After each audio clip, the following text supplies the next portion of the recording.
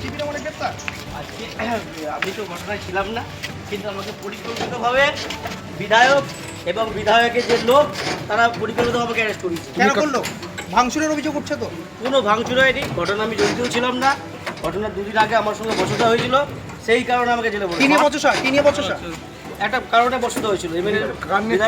মাঠ ধরার অভিযোগ আছে আপনার বিরুদ্ধে? হ্যাঁ, মাঠ ধরার অভিযোগ আছে। আপনি কি কাল ছিলেন ওখানে? না আমি কালকে ছিলাম না, আমাকে সিসি ফুটেজে দেখা যে আমি কালকে ছিলাম, তাহলে বলবো হ্যাঁ। তুমি কার নেতৃত্বে বিজেপি করো? আমি কারোর নেতৃত্বে করি না, আমি কালকে আসিওনি, ওখানে আমি যাই।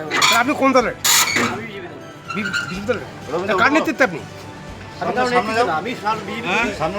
আমি একসময় সুবিন্দ্রবাবু অনুগমী করতাম, আমাকে বিনা পরিকল্পিতভাবে চক্রান্ত এতদিন রয়েছে। হ্যাঁ, পুরো চক্রান্ত। আগামীতে হিসেব হবে।